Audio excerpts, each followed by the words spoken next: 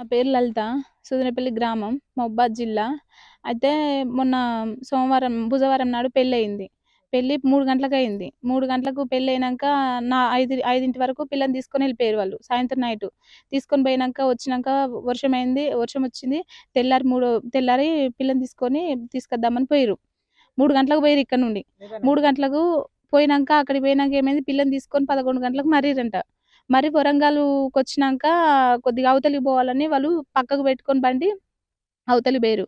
వచ్చేసరికల్లానంట మన బోరు బండొచ్చి గుద్దుకుంది. గుద్దేసరికల్లా మొత్తం ఎగిరిపోయి మడికట్లలో పడ్డది ఆ బండి. మడికట్లలో పడేసరికల్లా ఆ అమ్మాయి స్పాట్‌లోనే ఒక అమ్మాయి, మా కోడలు ఆ అమ్మాయి చనిపోయింది. చిన్న బాబు 6 సంవత్సరాలు, 7 సంవత్సరాలు ఉంటాడు. ఆ అబ్బాయి చనిపోయిండు. ఒక అమ్మాయి మా ఆడబిడ్డనే ఆమె గూడా చనిపోయింది. అసలే తలకాయ మొత్తం తుక్కు తుక్కు అయిందంట. ఆమె చనిపోయింది. మా బావకి ఇప్పుడు పిల్ల వాళ్ళ నాన్నకు నడుములు ఇరిగినాయి. ఆయనే సీరియస్‌గా ఉన్నాడు. ఇట్లా కాళ్ళు ఇరిగినాయి, చేతులు ఇరిగినాయి, నడుము ఇరిగింది. ప్రతి ఒక్క మనిషికి నడుము, కాళ్ళు, చేతులు అన్నీ ఇరిగినాయి. సీరియస్‌గానే ఉన్నారు. ఆ! మాకు ఎలాంటి ఆస్తిపాస్తులు లేవు. మేము ఊర్లడుక్కోవాలి, సప్పుడేకుంటూ బతకాలి అంతే తప్ప మాకెలాంటిది లేదు. మాకేదైనా సాయం చేయండి. ఆ!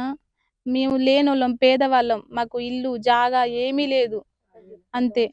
మేము ఉండటానికి లేక మా బావ ఇక్కడ చెరువు పక్క పొంటి ఇంత స్థలం ఉంటే దాంట్లో గుడిసేసుకున్నాడు. తను లేని మనిషి, పేద మనిషి కాబట్టి పోయి కొరివి గుళ్ళే ఉత్తగనే అట్లా పెళ్లి చేసి పంపించిండు. పంపించినంక పద్ధతిగా తీసుకొచ్చి పూసలు గుచ్చి ఆళ్ళని తీసుకొత్తంటే ఇట్లా అయింది వీళ్ళందరూ. మేము లేనోళ్ళం సార్, మాకు ఏమీ లేదు, భూమి లేదు, జాగా లేదు, ఏం లేదు, సొమ్ము లేదు, ఏం లేదు. పేద